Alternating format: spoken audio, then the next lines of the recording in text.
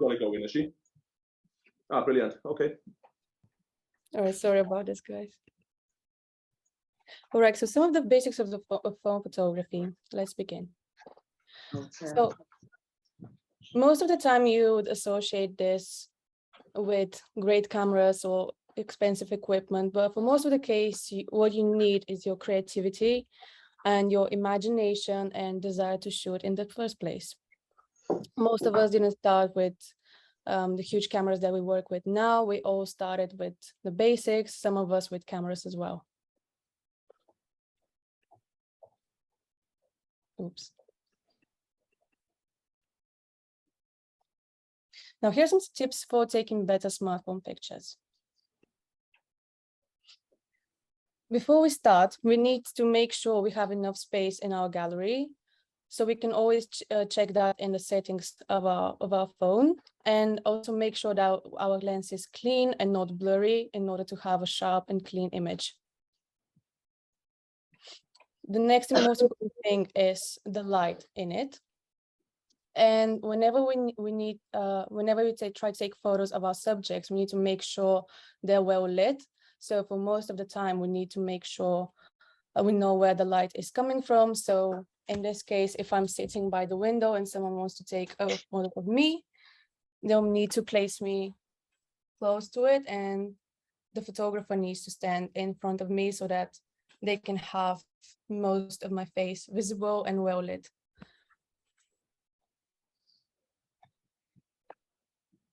So sometimes we'll need to play with the exposure on our phones, which is just as easy as tapping on the screen. So with an iPhone, we just open the camera. I don't know if you can see it.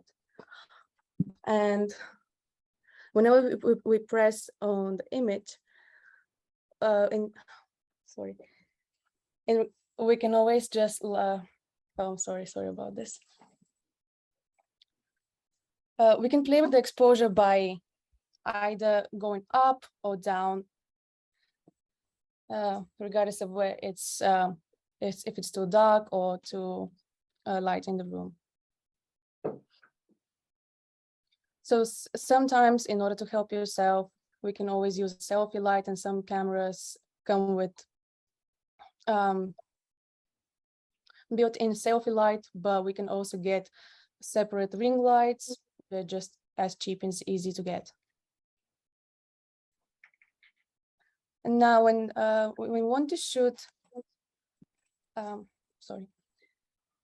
whenever we want to zoom in, it's better if we get closer to the subject instead of zooming in after taking the photo, because sometimes this can distort the image or reduce the quality, and we may not like that in the end. And some of the common mistakes we do is just not getting closer to the subject, which then if we cut the image can blur it or again reduce the quality. So sometimes we just need to take this step forward for lean in. And as I said, we can always invest in small gadgets. They're not that expensive to get. Sometimes we can find it on eBay or Amazon for no more than £10.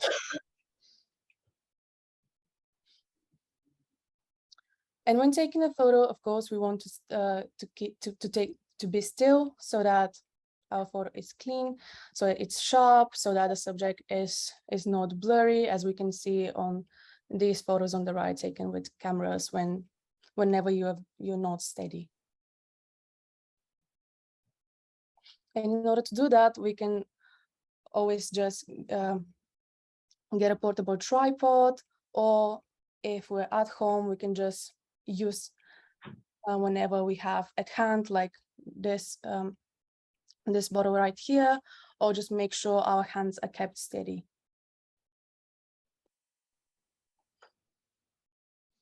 So I would say the best advice we can give is just to practice and to let yourself be free and don't be afraid to make mistakes. We all start from somewhere.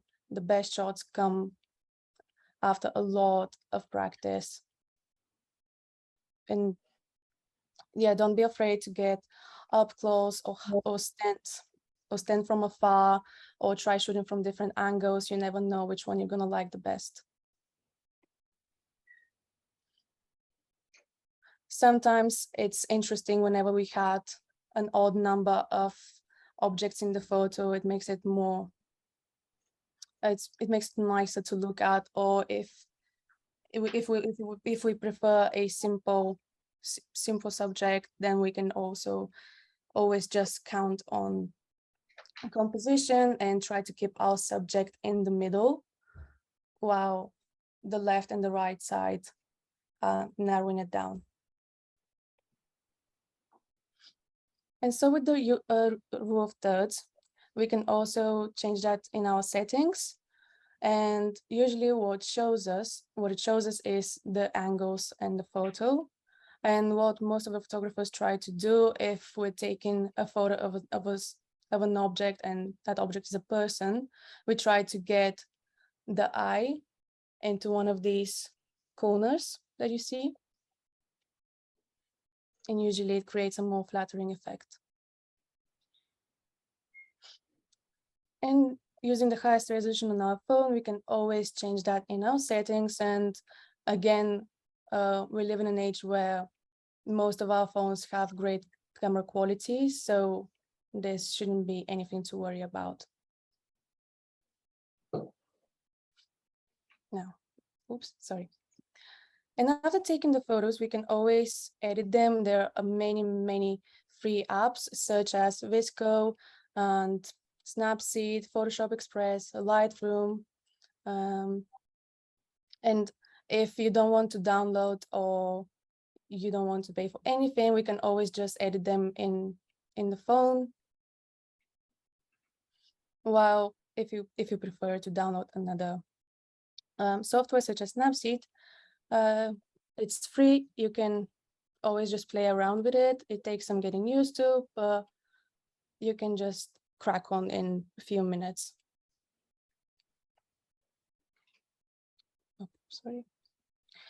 So today we are asking you to take a few photos of yourselves along with your classmates. So we ask you to get in pairs and take photos of each other, and maybe find inspiration in the next few slides that we're about to see. This is inspired by the Guardian Weekend magazine, where all of the photos that you see were taken on a phone during lockdown.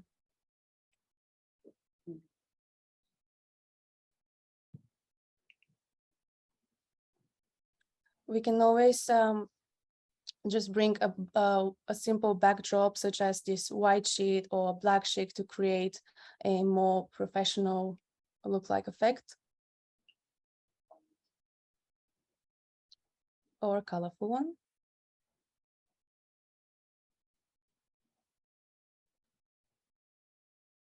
And now,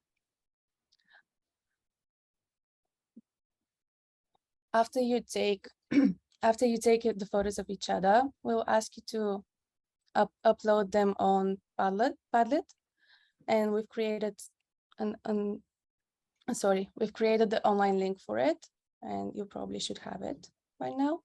And so where you see student 1 and student 2, if possible, can you please put your names down and then upload the portraits that you took of each other on it, and we will have a look at it and we can help you edit them as well. So again, the most important thing to consider is the light and the way you want to capture your subject.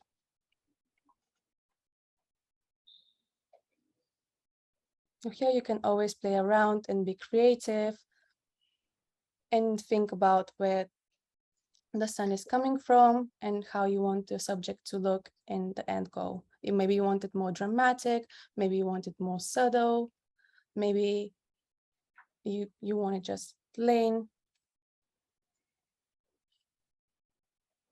Anything, as long as you use your creativity. So this is one of our previous course mates, Abby, and all of these were taken on a phone in front of the university.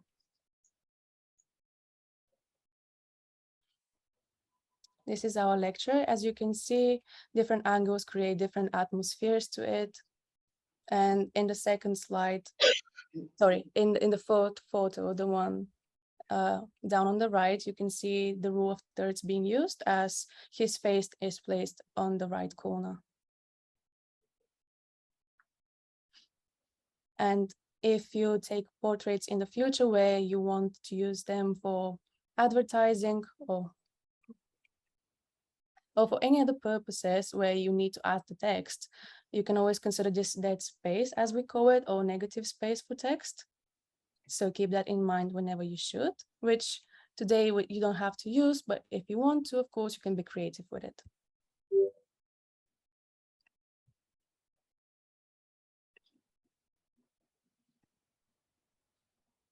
Now, this is just something very simple that we did 2 years ago in university. This is me.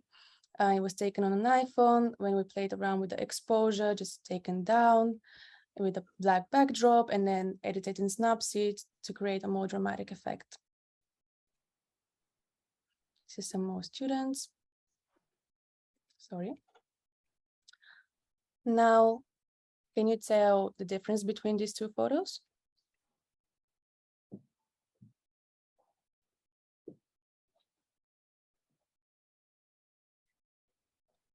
Sorry, I can't see you. Well, with the editing softwares, we can always just clean out the backdrop, or in this case, the black sheet, to again create a studio-wise atmosphere. This is cropped, edited, the light is taken down a little bit, the exposure is taken down a little bit, the saturation as well.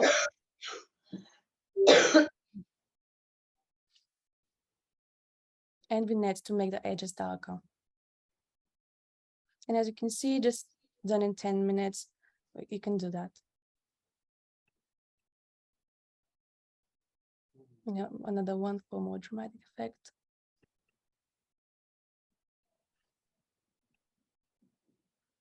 Now what we ask you to do is take similar portraits of each other in the next 20 minutes.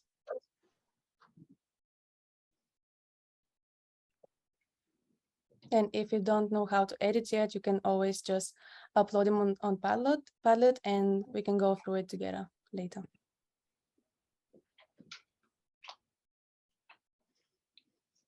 So do you just want one image uploaded, but obviously they'll take a few? Is that right? Yeah, of course. So they go off now for 20 minutes, but